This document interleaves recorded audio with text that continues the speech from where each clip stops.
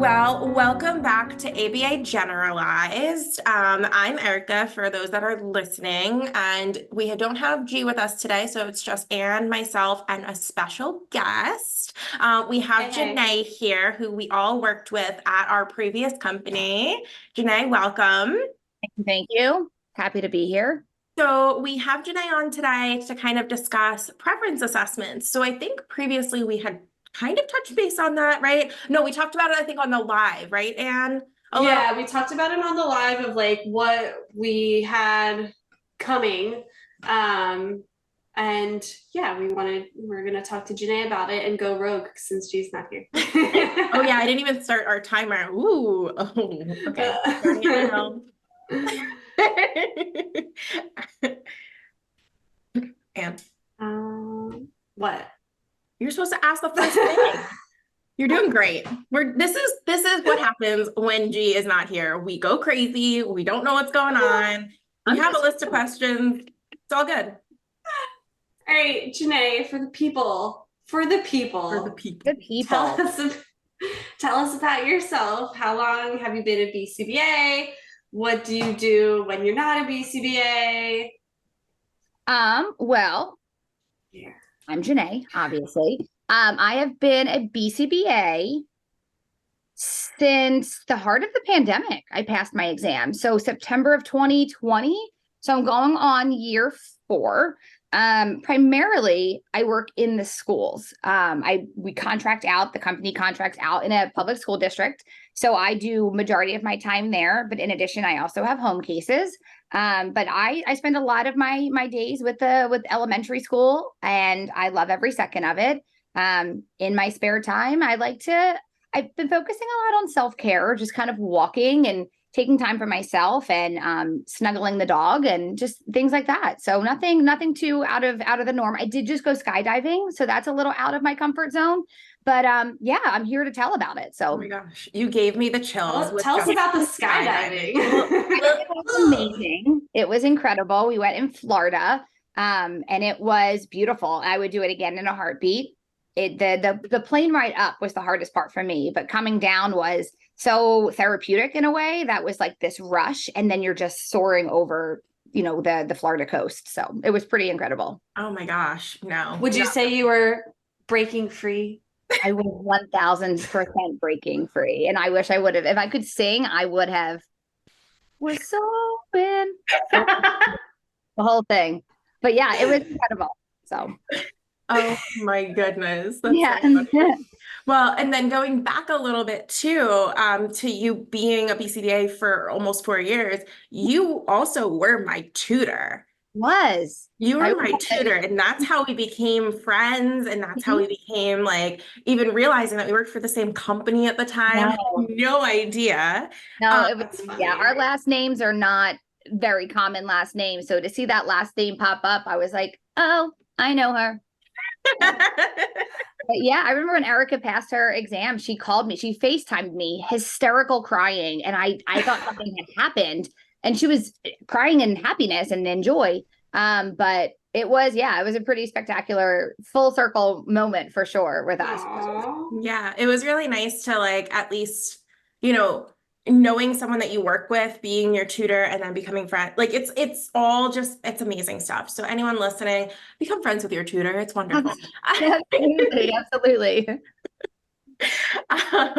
So tell us, what is your favorite thing about ABA? I think the cliche answer is, the kind of the impact you have, that meaningful change you have with clients.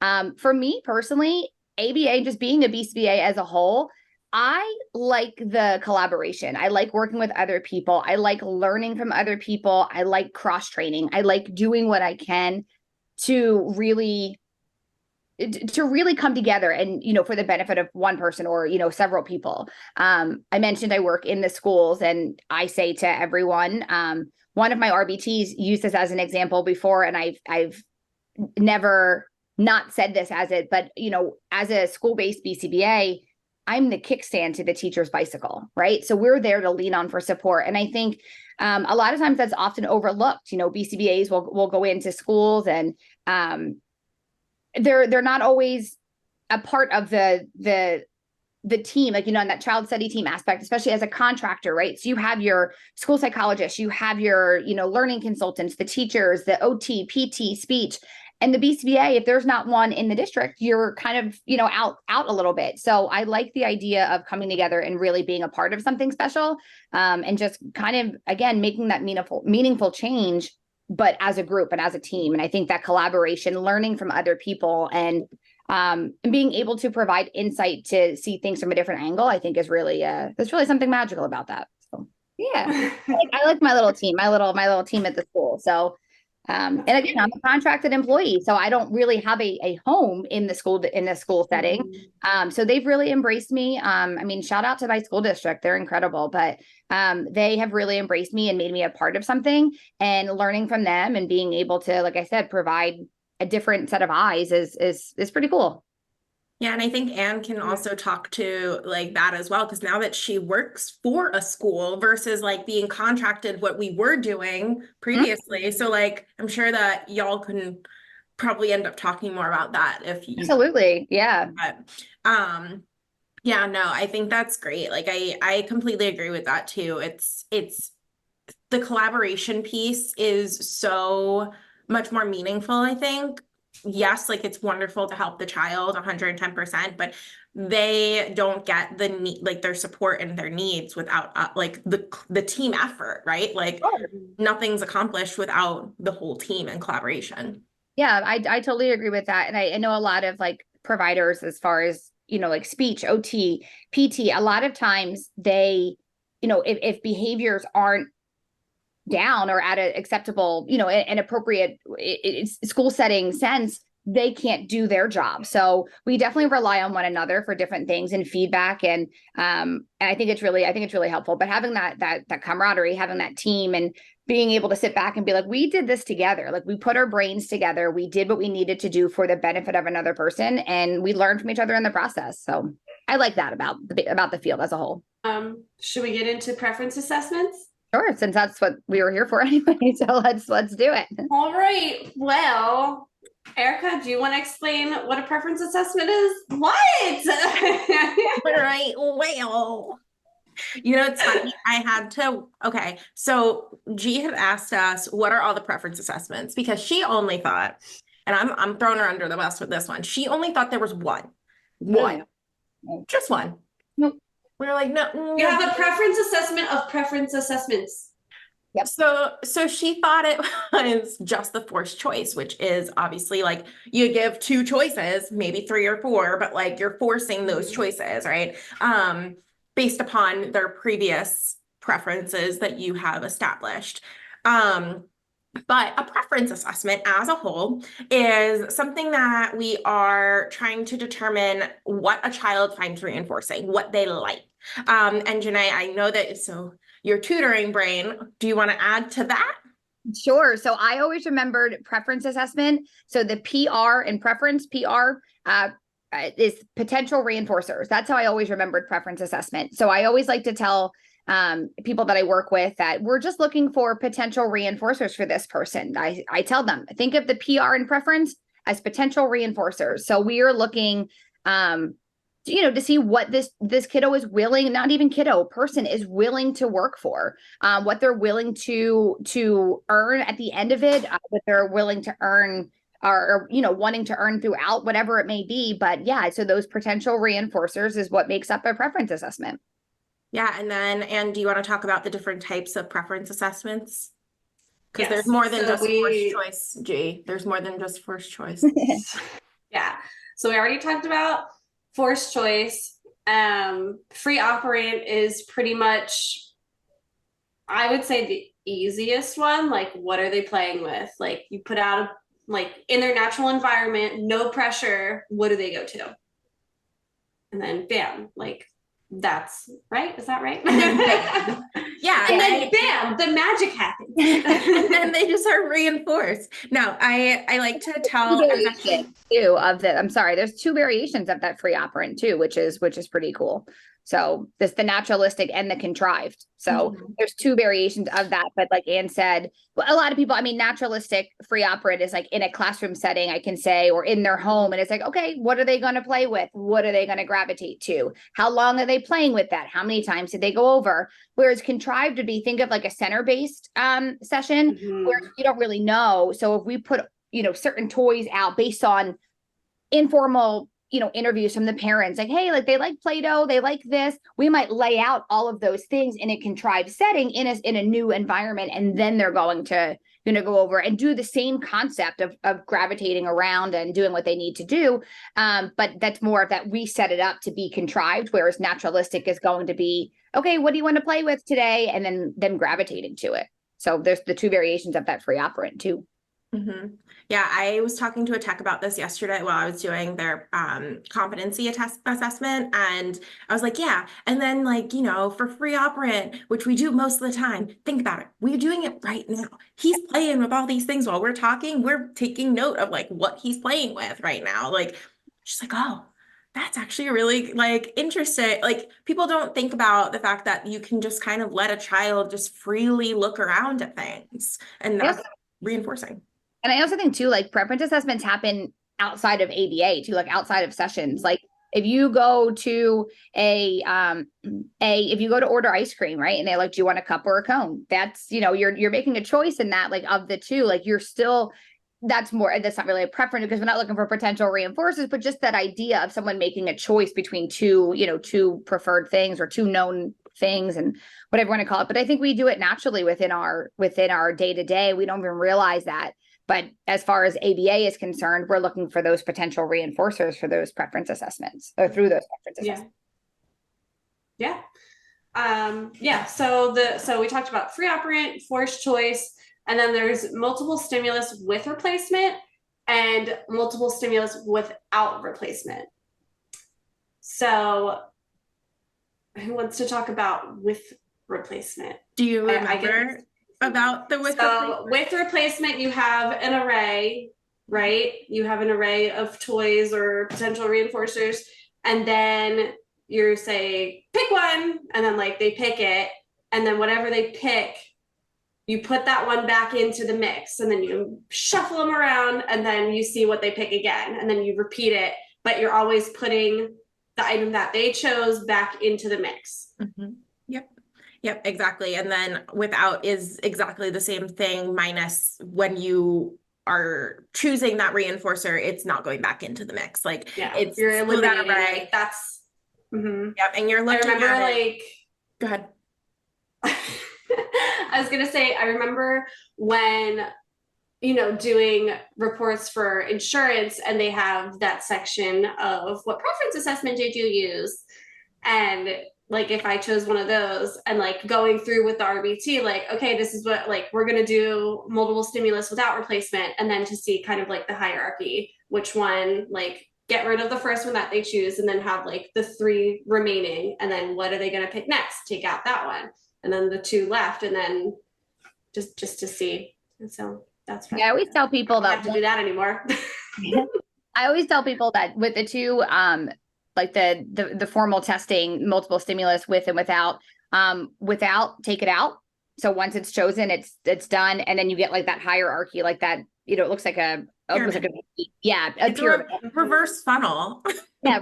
Yeah. So it's like you start with 6, you go to 5, 4, 3. So we know that like that is the hierarchy of most preferred to least preferred. Whereas the other one, you put, 3 in an array. You have about like 6 or 7, but you put the 3 or whatever in an array, whichever one they pick goes back in a different position. And then you replace the other 2 with from the other thing. So it's like they're mixing it up. So one is a hierarchy of preferred to least, most preferred to least preferred, whereas the other is how often did they select that when switching it out. And I think it's really cool to kind of see it like that too. Yeah, I don't think that I've done any formal assessment like that in a long time, because when I was still working for the company we all worked for, they had just added, you have to do these preference assessments. And that's the last time I actually did it. Granted, my company now requires it through our reports as well, but I use free operant for that because I mean, we want to look at all of the reinforcers. We just need a list for ours. Like it just needs to say what do they like to get, or like I think it's just split up into categories and stuff. And I'm like, okay, that's easy, free operant. Whereas like our last company, I think we needed like actual documentation of the multiple stimulus with or without. It wasn't just like, hey, forced choice here, you know. And then I'm personally am blanking on what single stimulus is. So Janae, I don't know if you can talk about that one. Sure. So the single stimulus is going to be, you put one item in front of them, or, you know, somewhere in the room, whatever it may be, you put it with them, and you're taking duration data on how long they play with it, how much like their engagement level. Are they kind of just like, oh, look, a phone, like, oh, okay, cool, that's great. Or are they looking at it like, oh, I'm gonna play with this, I'm gonna do it. So how long did they play with that for? It's really just kind of all it is. So you're giving them something, and it's like, how long is it going to keep their attention for? So if you give, you know, a single stimulus, you give them one item and they play with that one for 5 minutes and they're super engaged, and it's like, wow, they're really liking this, cause and effect. It's also good to determine too, like what kind of toys, is it cause and effect that they like? Is it more of like the visual sensory kind of thing? So then you can give them another thing, another item, seeing how much they engage with that. So are they reaching for it? There's like a criterion, I forget the acronym for it, but it was like, what's the reach? Like, are they grabbing for it? How long are they playing for it? And like the engagement level. Yeah. And I've never used that one. I feel like that one's not used often. It's more of like, I feel like it's, if you're getting to know someone, I personally don't use that one. I've never had to. I've always kind of have a general idea of what a kiddo likes to kind of to kind of navigate a little bit and to find better preference assessments. This is kind of like, oh, look here, a marker, like, you know, do you want to play with this, you know, stackable ring? Do you want to do this? And it's, I personally don't find that one to be as useful. I'm sure other people have had a lot of success with it. It's just not something that I personally use, especially in the school setting. I don't use that one as much. Well, and I guess that goes into our next question, Janae. Do you use, wow, I can't speak. And there is coffee in this. I call it my cup of joy, by the way. I tell parents and families, I'm like, you think this is personality naturally? Yes. But like, this is on steroids, AKA my coffee. Cup of joy. Anyways, do you use preference assessments every day? I would say, yeah, for the most part, yes. Formal testing, no. I have done a few formal testing this year in the school setting, as well as at some of my home clients as well. So I did one of my home kiddos, we did a preference assessment recently for edible reinforcements, like what kind of edible reinforcement he would go to. We were in the process of toilet training. He was really motivated by gushers, but we didn't want him to become satiated. So, I spoke with mom. Mom's like, absolutely. Like you can do a preference assessment, try a lot of different things. So that was kind of, we said about like the single stimulus, you could kind of consider that one. We had a bunch out there. So we kind of, the first time we did it, we went to see like what he gravitated to. And then the next session, we gave him those options, like one at a time to see. At first, he just like went off of like what it looked like. So that's kind of how we navigated it. And then the next time we gave him like one of them, he's like, yeah, no, I don't like this. Like it was sour. He didn't, whatever it was. But yeah, I do a lot in the school setting for sure, and naturalistically within the environment. The ones I say I do the most would be those free operant, that's naturalistic free operant. But I have done some formal multiple stimulus with and without replacement this year as well, which has been newer for me to do. And I've been training with the RBTs and showing them how to do it, and the teachers. I carry around in my binder all of the different preference assessment sheets, because you'll never really know the opportunity. People will say all the time like, oh, they don't really want to work for anything, and I was like, they will work for something. Let's figure it out. So I keep a stack of preference assessment data sheets in my bag at all time, because you never know what, like, when the opportunity is going to arise sometimes. So I just kind of have it readily available. Yeah. So with that being said, then, like, how often do you find yourself needing to run a preference assessment, whether it's formal or informal? I would say weekly for sure. Like I said, most of the time, those informal preference assessments are being run multiple times a week. But those formal ones, those aren't run as much, at least in the school setting. But when we start to see a kiddo slowly start to lose that motivation, or we start to sense some satiation, then I'll kind of call upon some people to RBTs to be like, hey, let's run a preference assessment. But the formal testing more so is in the home center for me, like the home setting. Whereas in the school, it's more of that naturalistic. But I would say a couple of times a week for sure in the school setting, and the naturalistic free operant. Okay, so when is using a preference assessment the most appropriate? I think we kind of already, we talked about it a little. I think when you're first starting out with a client, for sure, when you're getting to know and you're pairing yourself, because then you're also, I've used it to pair with kids too. If I know what their reinforcer is, I've used that as that stimulus pairing. So I've introduced new RBTs. So I know known reinforcers. I'm going to use, whatever the results of the preference assessment were, I'm now going to use that to pair this new person with them. But I think starting out with a client, really starting to get to know them and what they're willing to work for. And then again, when we start to see that satiation kick in, where we are like, okay, like they're not working as much. Like we're starting to see they're almost starting to the willingness to want to work for it is not there as much. So let's start to change it up a little bit. So I think that those are some pretty important times, definitely when you're starting out, to help with that pairing process too. Because we want to know in the beginning, what are those potential reinforcers? If we don't know what this kiddo is willing to work for, we're not going to have success when it comes to starting that skill acquisition and those goals, because we could tell them, hey, you're going to work for Skittles. And the kid might be like, I hate Skittles. I don't like them. I don't want to work for that. So starting out for sure. And then again, during those times of, satiation, but I think it's good practice, just kind of, especially those naturalistic ones, to kind of introduce new toys and see if they gravitate to them. I know some of the teachers I work with, I have one in particular who is she is God's gift to education, man. This teacher is magical. There's no other way to describe it.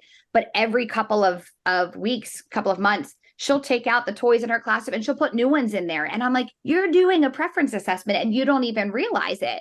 And so she's incredible, but she'll kind of clean out some stuff. She's like, guys, I got new toys. These are, like, she'll show the kids, and then she'll ask the kids, like, where do you want to go? And they're making that selection. And then, so they've now been introduced. So I don't have to do preference assessments in her classroom per se, because she is naturalistically doing that. And that's just because she's a natural at her job. And she knows how to get down on those, on the kids' level and know what they want. So we're doing it a lot. But like I said, teachers now are really starting, I don't think they're realizing what they're doing is a preference assessment, just by clearing out some of their toys and bringing in a new selection. And I feel like Sunny, Go ahead. I was just gonna say, as soon as you brought that up, I was thinking about my own kids and their toys and how they don't play with any of them. And maybe I need to rotate them, or and like for me, I know for me, like sometimes too many options are overwhelming, and then you're just like, I don't know what to pick. And then it also, like, think about it too, like you said, like if your kids aren't playing with their toys, maybe I need to replace it. Same with the classroom. And then it really hones in on, we can go down the rabbit hole of functional communication, because then you have, hey, I want that toy that maybe they don't know the name for it. So they're using these descriptive, the thing that is blue, and that when you touch it, it's like, they use those descriptors, and then they're able to man for it, and it's, out of sight. So it's like they're really honing in on new skills too, just by doing that simple switch of all of that. So, and then it also tells you, out of all of these new toys, this person is still motivated for that thing that's not in the room. So it's Yeah, and I think like it's Yeah. also really good for even if it's not a toy too, like just like that, like ideally we don't want it to necessarily be that preferences are always going to be like tangible objects, right? Or Right. like it's more of like those activities or like socially appropriate type thing or socially oh my gosh, socially Significant? reinforcing or Okay. reinforcing, socially reinforcing, because we want everything to kind of like go into that naturalistic, right? Like ideally. So like I have clients that we won't do tickles for the whole session, but then next session they're like tickles and we will provide tickles. You know what I mean? Like removing something that maybe they really do find reinforcing of like I have another kiddo that loves to do chase and he calls it monster. So like he'll say to my tech, he'll be like, Monster, I want monster. And we're like, okay, yeah, like after 5 minutes. Well, if he's not asking for it again, we wait until the next time because then it's even more reinforcing for it to happen again later. But yeah, it goes back to like that request training. Like, you Yeah. know, and I think like it goes full circle with that too. Yeah, Sure. for For sure. sure. And that's why I think preference assessments are so underestimated sometimes, and they're often overlooked, but you don't realize just knowing those the reinforcement and you know what those potential reinforcers are going to be. And people change, right? Like I can tell you that the things I've liked over the years, they might not be the first thing I'm willing to do something for.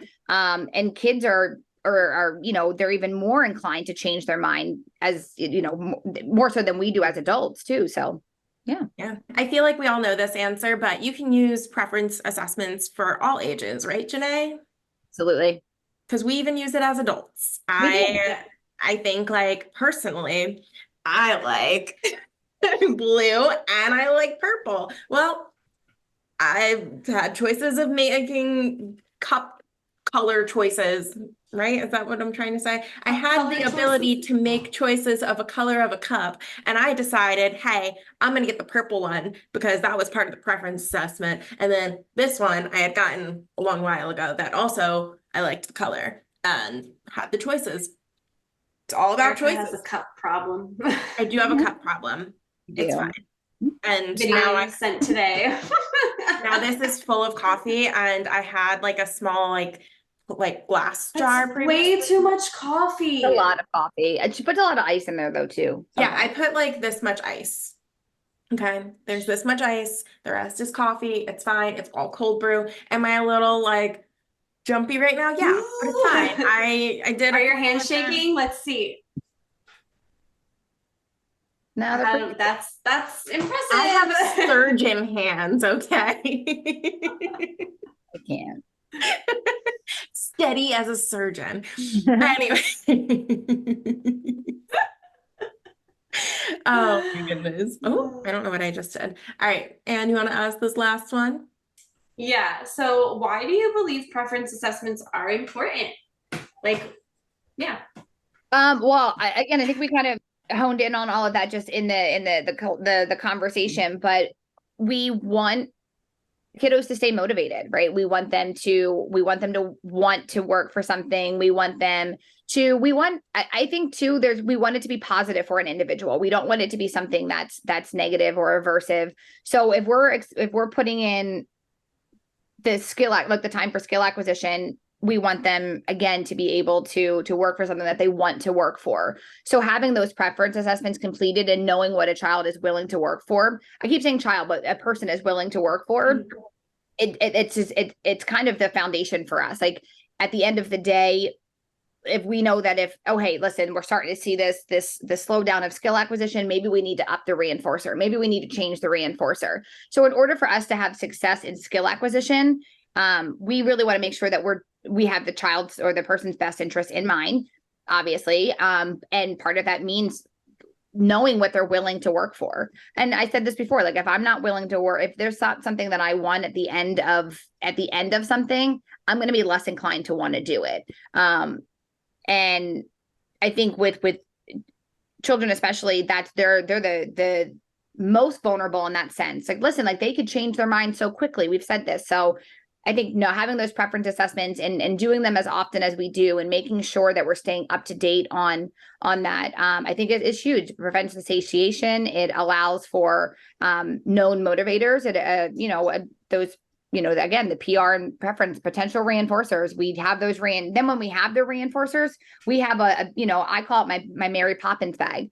I keep it in my trunk. Like I keep things that I know that these kids like in my trunk, and I will pull them out for certain like special occasions. So it's like, okay, I want to make sure that they know that this is something that they can get, or, if they do something really big and extravagant, I'll go into my Mary Poppins bag and be like, I was saving this for a really good time or really good moment.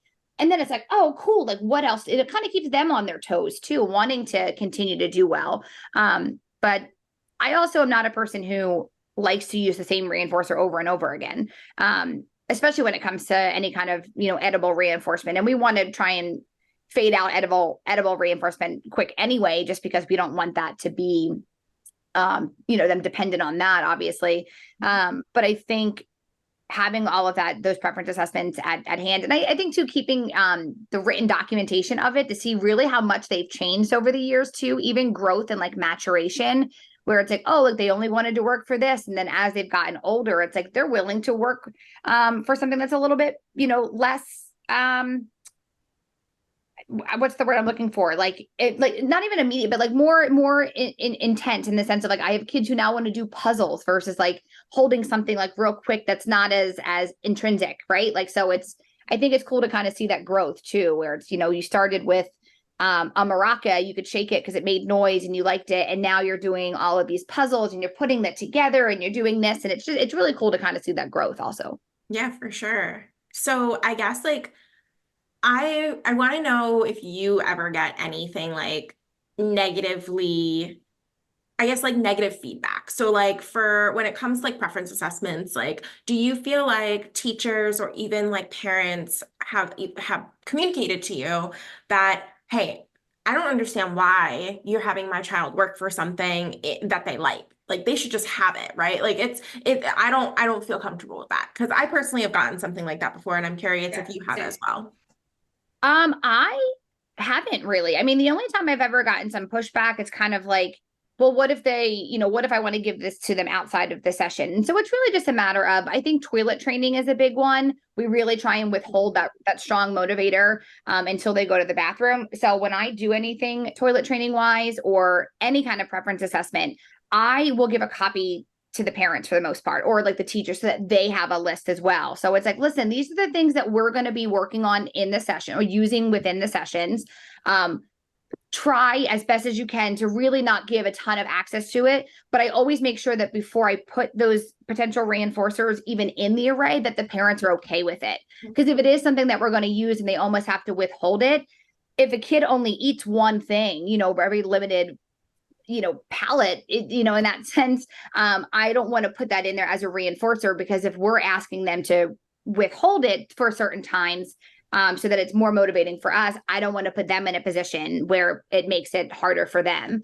We need that parent buy-in. I mean, they're clients too, and the teacher buy-in. So I always want to make sure that there are things that can be available. I know in the schools too, big time, iPads are a big thing for kiddos, but they can't always be readily available because of the nature of the class. So that is one thing that I always talk to the teachers about in advance. Like, listen, if you want him to work for this, because we know it's super motivating, whenever he does this. So like we have a kiddo who we're toilet training at the school, and the teacher is incredible.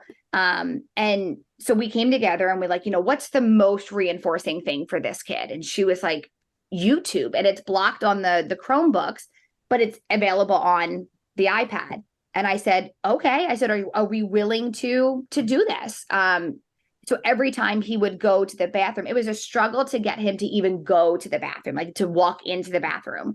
So we gave little things. And then eventually when he got back and he got access to that iPad. But the teacher was more than accommodating to be like, okay, he's able to earn this. Like, but not every teacher and parent is going to want to do that. Like, no, I don't want to withhold it and only give it at certain times of the day. And at the end of the spectrum too, with teachers, having an iPad at that time of day might not be appropriate. So we really have to make sure that we have different things. But I don't think I've gotten as much pushback so much as it is, okay, explain this to me again. What do I have to do? Like, how do I have to approach this moving forward. But I do think it's very much how you present it to the families, and having them be involved with the process, I think, is really helpful. It has prevented me from getting more of that pushback. So I'm grateful for that. I think in general, for me, it's been harder. I work with a lot of older kids, so it's been harder to find something in a school setting that they're allowed to work for. Yeah. They're not allowed to have their phones. They all have Chromebooks. Teachers can see what sites they're on. So it's really up to the teacher. And like, if they're older and they have multiple teachers, it depends, what class they're allowed to get reinforcers from. They have, like every school that I'm in has like a school-wide reinforcement system where they get like tickets, and then it's like a raffle, but that's not motivating for everyone. So that's been a huge barrier for me. Is like, well, what do you want to work for? Like, if you could get something in class, like when you're done your work, what would it be? And it's like always things that aren't allowed in schools. So it's always feasible. Yeah, that's been hard. Like, I'm like, do you want to go see a specific teacher, or like go here, like trying to make it more focused on like an area in the school rather than an activity. And I think that's harder for like school setting, like just working in a school versus like working in a home, but also the school with that kiddo. So for example, like I have a kiddo that he's able to earn tickets, just like how you were just saying. I'm just trying to figure out how to explain this. He has like a self-match system where like we do earn tickets, but it's delayed reinforcement. Like he understands like I can cash this out like money kind of thing with caregiver.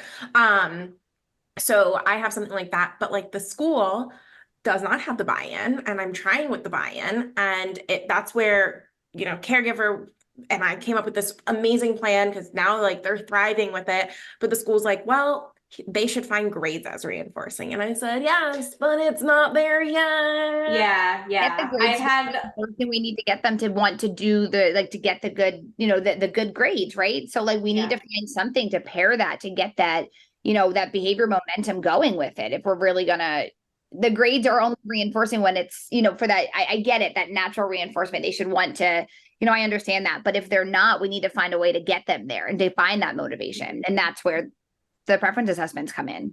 Yeah. And like, that's where we came up with that menu of reinforcers for this kiddo. Okay. Well, like if you have these tickets, how many tickets do you find appropriate to cash out to earn X amount of whatever time? Like, you know what I mean? Like, that's also another wonderful way to take their preferences from their preference assessment and incorporate it into reinforcement. Yeah. Oh, sorry. I was gonna say, I have a kiddo right now. The teacher that I was saying, the one who's magical, who like changes out her classroom, her and I came together for a reinforcement system for a kiddo recently. And we did and kind of an informal, naturalistic free operant. Like, what is this kid? What are his reinforcers? So I literally created a hierarchy for him, but it was based on how many points he earned for the day. So even if he got 1 point for the day, he was still getting something, but it was the least preferred of his already preferred, like from the preference assessment. So it was like 2 or 3 options in that like 0 to 5 range. And then from that 6 to 10, 6 to 11, whatever it was like those next highest ones. But the more points he earns, the higher value of those reinforcers. So he's always getting something.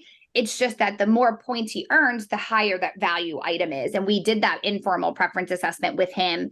And when I said to the teacher, I'm not there every day. So what does he gravitate into? What is he asking for when I'm not there? Or just about the day, what is he asking to play with? What does he want to work for? So she gave me the list of the things. I saw it for myself.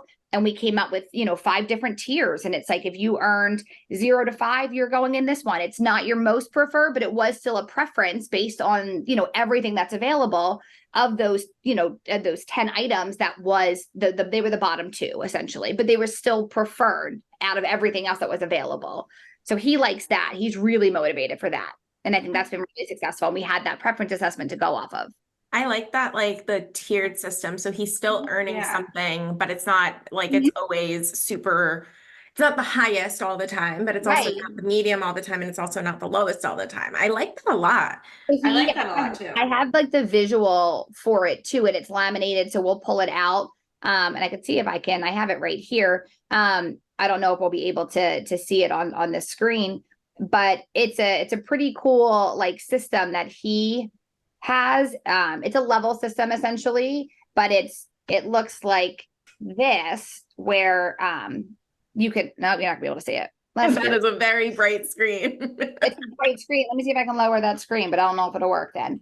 But it's a really cool like system that he has. So it looks like oh wow. And then, so like here is the top. So it says 0 to 3 points I can earn, and it's his bottom 2 reinforcers. But again, still preferred items for him. 4 to 8 were the other 2. So it goes all the way up. And then at the bottom, it was 17 plus points. He can earn like those 2 really, really big reinforcers for him. So we did it. Yeah. So it was a pretty cool system, but we went based off of, his reinforcers and based off his preference assessment. And the teacher was, again, she has she's incredible. So she really was like, I'm willing to do whatever it takes. Let's do it. And so when I'm not there, she checks in with, or I check in, or she'll follow up like, hey, he earned this. And there was something that wasn't on there that he was asking for. And she was like, is it okay that he does this? He wanted to like plant, to color the flower pots and plant something. And it would have fallen into the realm of like something in that, like not the highest, but like that right before. So she's like, he earned this many points. I thought it was fitting. And I was like, absolutely. Like she took it up, which was incredible. So it wasn't on that menu, but he was asking for it and she knew exactly what to do. And I was super, super proud of him and her for being able to kind of take that concept of he's asking for it. I know he's motivated for it and he's willing to work for it. So I'm, is that okay? I'm like, absolutely. I really like that system. I might ask you for like a copy of. Yeah. And I have like visual sheet. So we write down like the activities and it says 0 through 4, like, and he has 4 rules that he has to follow. He has to have those 4. So it's self-monitoring. He checks in and he does that self-monitoring after.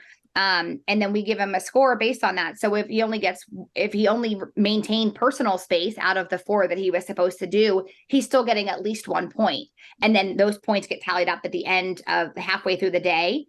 And he earns based on that. Fine motor is tricky for this kid also. So he gets to color in the circle. So he adds it up and then we get 1-to-1 correspondence. So it's like a whole program for this kid just based on reinforcement. That's amazing. Yeah. The teacher we worked together, we came up with the system and she took it and ran with it. And I was like, oh, my job is done.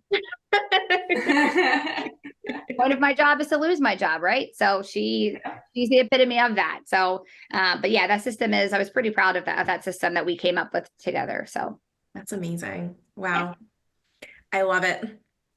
I think that's a good time just to stop. And on a good note. What? Yeah. Just stop.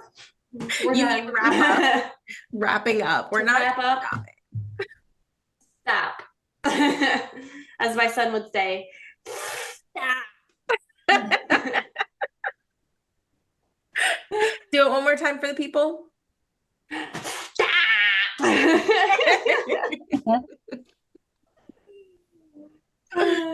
Oh my goodness. For the people.